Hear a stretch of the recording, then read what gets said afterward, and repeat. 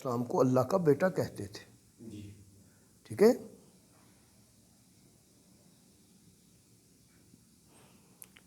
عزیر ابن اللہ، عزیر علیہ السلام کس کو وہ قال انسان المسیح، اور یہ دونوں یہود کہتے ہیں کہ عزیر خدا کا، عزیر علیہ السلام نبی تھے نا. پتہ ہے ان کا واقعہ؟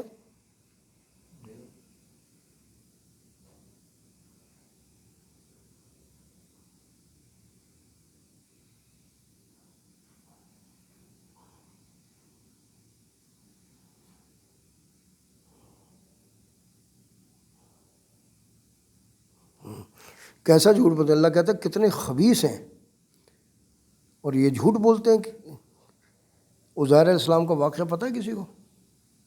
وہ یار وہ گدھے کے زندہ ہونے والا واقعہ میں نے کئی دفعہ سنا ہے. ہاں جی، آ گئی یاد. 100 سال تک وہ حضرت علیہ السلام کیا ہوا ہے؟ سوتے رہے. انہوں نے سوال کیا تھا کہ اللہ مردوں کو زندہ، تو اللہ نے انہیں نیند دے دی. گدھا ساتھ تھا، کھانا پانی ساتھ تھا، کہیں جا رہے تھے. 100 سال جب اٹھے تو آنکھ کھلی تو گدھا بھی مٹی کا ڈھیر تھا، وہاں کچھ نہیں تھا. اور آپ اسی طرح کے اسی طرح تھے. تو اللہ تعالیٰ نے پوچھا اے میرے عزیر کم لبست، کتنا سوئے ہو، کتنی دیر ٹھہرے ہو؟ جی میں دیہڑی ادھی دیہڑی. بھائی اس وقت کے سفر تھے نا، تو بندہ جب ریسٹ کرتا تھا تو اب تو 20-25 منٹ ریسٹ ہوتا ہے. سفر ہمارا سارا گاڑی ریل بس میں ہی ہوتا ہے جی.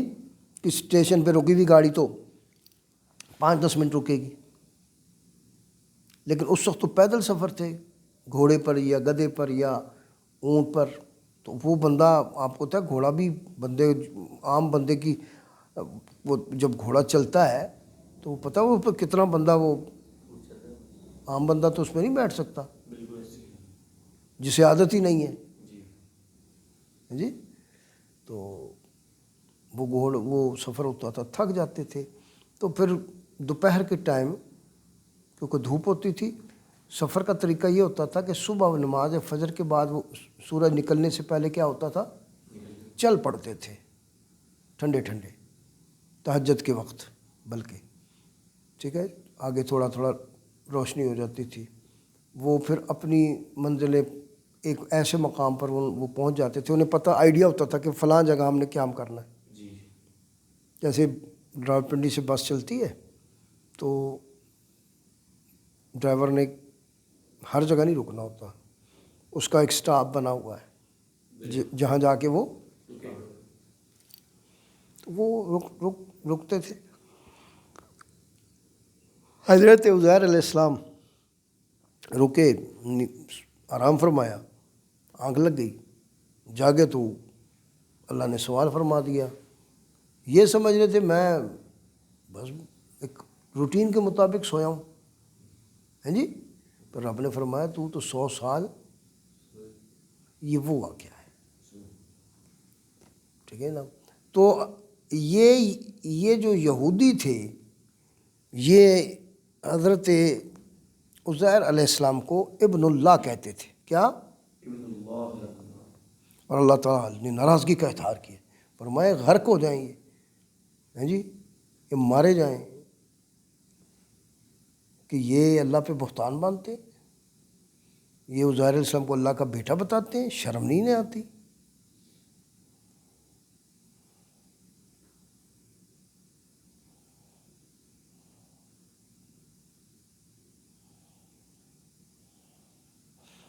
اور ایک اور قالوا اتخذ اللہ ولدا سبحانہ وهو الغنی. ایک اور مقام پہ فرمایا کہ یہ کہتے ہیں کہ قالوا اتخذ اللہ نے ایک بیٹے کو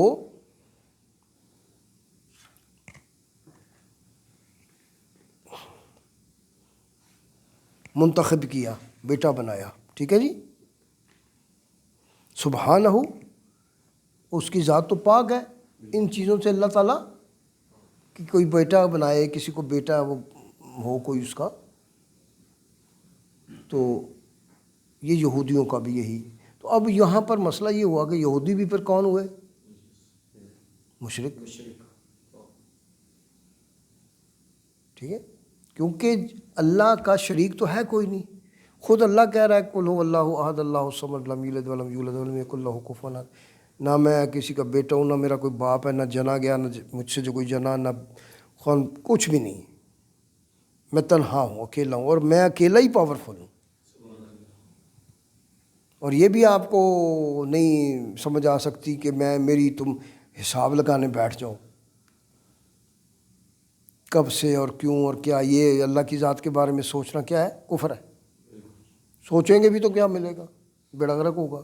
اس لیے اللہ تعالیٰ جو ہے نا پاک ہے ان چیزوں سے. تو یہود و نصارہ دونوں مجھے اس وقت انہوں نے، ان کا عقائد میں یہ بات ہے کہ یہودی کہتے ہیں کہ حضرت عزیر اللہ کے بیٹے ہیں، اور عیسائی کہتے ہیں کہ حضرت، گل تو پھر ادھر ہی آ گئی. صرف قوم کون سی بچی پھر؟ مسلمان. وہ کیا کہتے ہیں کہ نہ عیسیٰ علیہ السلام اللہ کے بیٹے ہیں، نہ عزیر علیہ السلام. یہ دونوں اللہ کے نبی ہیں، اللہ کے بندے ہیں. اور پھر نبی کریم علیہ السلام کے بارے میں ہمارا کیا خیال ہے؟ کیا اللہ کے نعوذ باللہ ہم ایسا کوئی خیال رکھتے ہیں؟ انہیں بھی ہم کہتے ہیں عبدہ و رسول، اللہ کے بندے اور رسول. تو جب لفظ عبد آ گیا، بندگی آ گئی نا، تو پھر باقی تو سارے معاملے پیچھے رہ گئے. عبد کا ایک ترجمہ غلام بھی ہے، سمجھے نہیں؟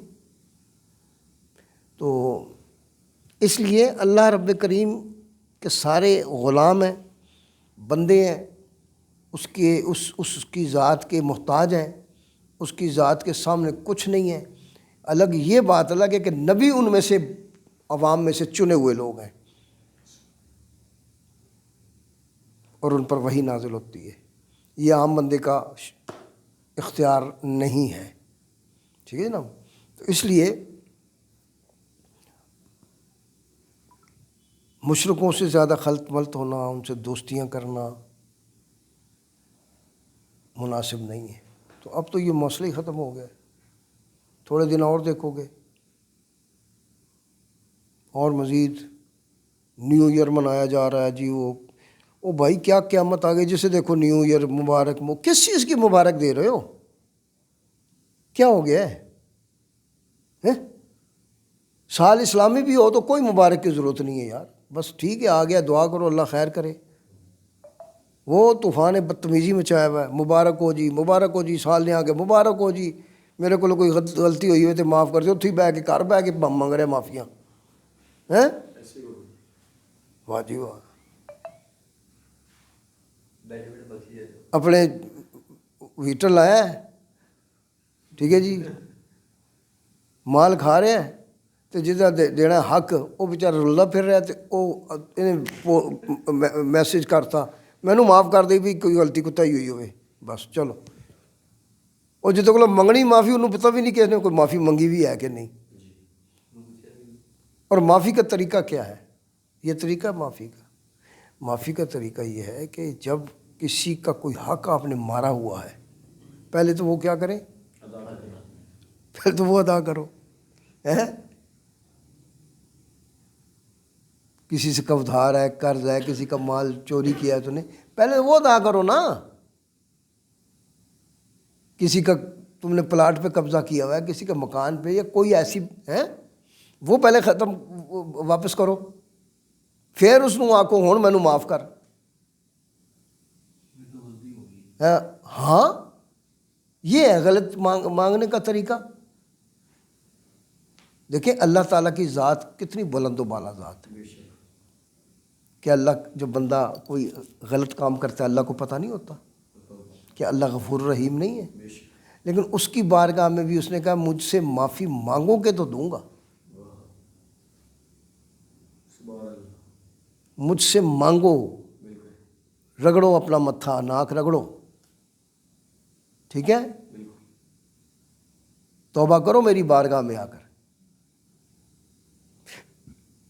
توبو توبۃ نصوحا، قرآن کہہ رہا ہے ایسی توبہ کرو پھر دوبارہ اس کا امکان نہ رہے.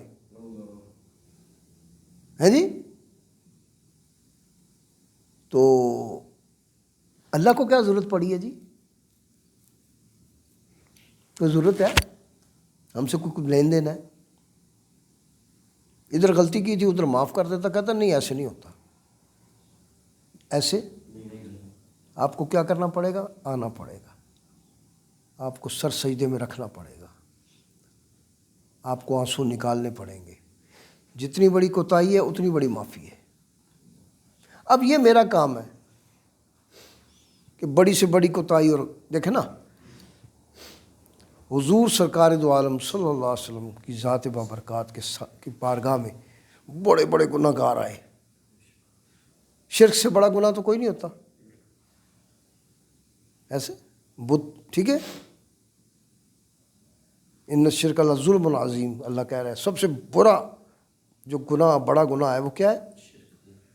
لیکن جب نبی کریم کے بارگاہ میں وہ آئے اور انہوں نے اللہ سے معافی کی طلب کی تو اللہ کے نبی نے انہیں سرٹیفکیٹ دے دیا۔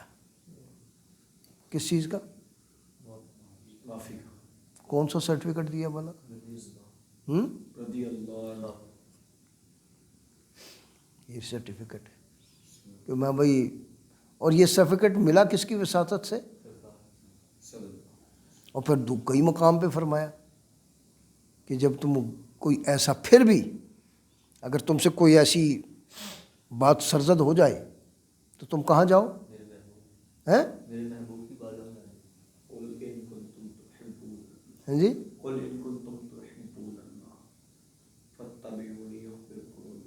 ہاں یہ بھی ہے، اور وہ بھی ہے کہ جب اپنی جانوں پہ ظلم کرو تو میرے محبوب کی بارگاہ میں آ کے ان سے کہو کہ وہ توبہ کریں، جب وہ میری بارگاہ میں تمہارے لیے توبہ کریں گے تو میں کیا کر دوں گا؟ تو یہ بار کئی مقامات پر آئے، تو معلوم ہوا جب تک آپ کی اندر سے نیت نہیں ہوگی توبہ مانگنے کی، آپ محسوس نہیں کرو گے کہ یار میں غلط ہوں، کیونکہ توبہ اس وقت شروع ہو جاتی ہے اور وہ توبہ قبول ہوتی ہے جب آپ یہ تسلیم کر لیتے کہ میں غلط ہوں۔ کوئی بڑا آدمی ہوگا وہ آپ کو فوراً معاف کر دے گا، جب آپ نے وہ محسوس کرے گا کہ یار شرمندہ ہو کے بیٹھا ہے، آج ہی گیا ہے، اب کیا کرو؟ لیکن آنا شرط ہے۔ تو یہ آپ کیسے جناب موبائل پر آپ نے معافیاں مانگ لی جی سال کے بعد، ادھر معافی مانگی ادھر پھر جناب کرتوت شروع ہو گئے نال ہی، ہیں؟ ادھر معافی مانگی ادھر ساتھ ہی پھر کپٹو کی کینچی اس طرح تیز، ہیں جی،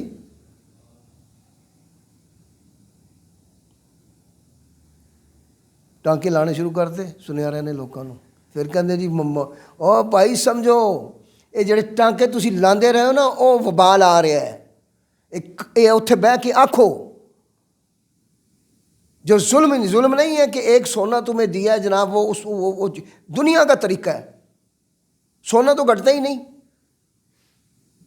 اس کا مطلب ہے انہیں پتہ ہوتا ہے کہ ہم نے کیا اس میں گڑبڑ کی ہے، کتنا ہم نے گڑبڑ کیا اتنی گڑبڑ کے، یعنی دیا انہوں نے 10 روپے کا، اور کیا پتا وہ واپسی بنا 5 روپے لے رہے ہوں، جتنی کھوٹ ہے اس میں۔ کوئی سنیارا جو ہے نا سچ نہیں بولتا، تو پھر جھوٹ کا، کم تولنے کا وبال آئے گا۔ یہ ہے یہ مسئلہ، جا کے بتاؤ انہیں، پاویں کوئی حاجی ہے تو پاویں کوئی نمازی ہے، نمازیں اتنی بڑی بڑی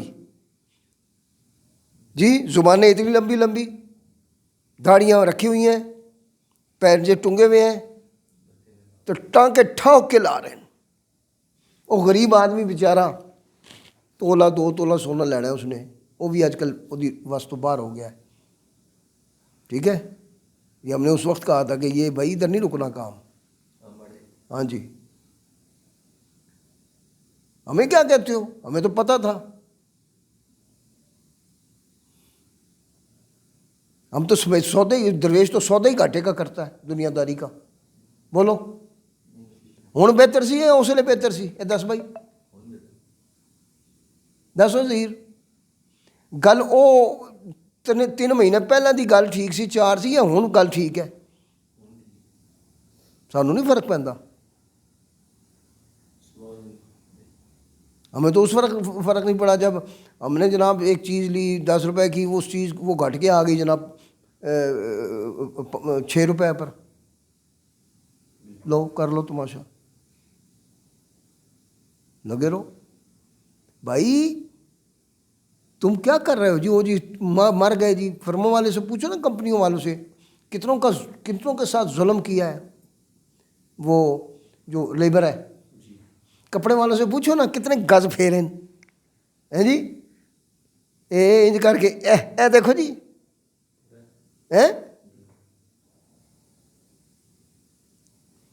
2 انچ کا بھی فرق ڈالو نا، ٹھیک ہے؟ تو 10 گز میں کتنا بڑھ گیا؟ 10 دو نا 1.5 فٹ کا فرق پہنتا ہے۔ میرے پیر ہوئے نا میرے ورگا تو تھوڑیاں چولاں تو انہوں پتہ ہی کوئی نہیں فرق کتوں پہ ہے۔ وہ لو جی کہ بھائی 1.5 فٹ کا فرق پڑ گیا۔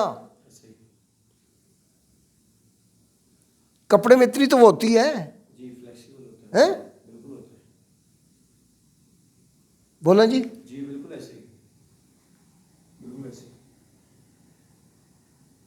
اگے اتنے استری پھیر تھی، پچھوں جناب اسی تو بل پائے، چل لے جا دے جا پیسے۔ یہ تو میرے نال ہوتا رہا، اگلے نال کی ہوتا ہوئے گا؟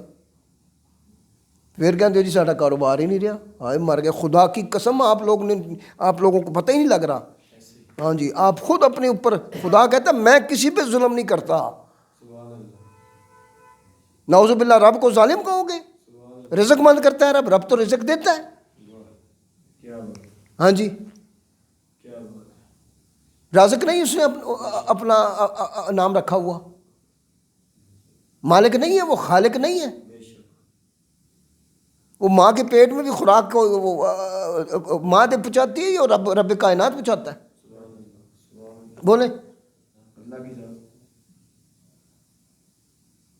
منہ کے رستے سے تو کھا ہی نہیں سکتا، پیٹ میں جب بچہ ہوتا ہے منہ کے رستے سے، تو پھر کس طریقے سے رزق دیتا ہے؟ اسے دیتا ہے، پھر وہ کہتا ہے میرا کام ہے، تمہارا سوچ۔ اب اس دور میں سائنس نے یہ ڈکلیئر کیا کہ یار وہ کمال ہو گئی۔ میں نے آپ کو کئی دفعہ وہ پیچھے بتایا تھا کہ وہ انگریز اسی سرچ پر مسلمان ہو گیا تھا، اس نے نام ہی عبدالاحد رکھ لیا تھا، عبدالاحد عمر۔ سنائیے نا کئی دفعہ یہ بات۔ سوال یہ ہے کہ آپ سبزی تولتے ہو تو جناب وہ اس میں گڑبڑ کرتے ہو، پانی لگاتے ہو، پرانی سبزی کو تازی سبزی کہتے ہو، یہ بھی تو جھوٹ ہے۔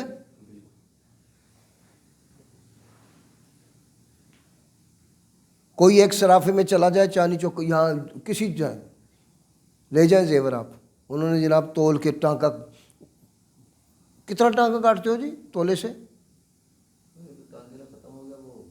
اب کیا ہو گئے ہیں؟ اچھا ہیں نہیں، کتنا کاٹتے ہیں؟ سامنے 10 مگر فی سمجھیے۔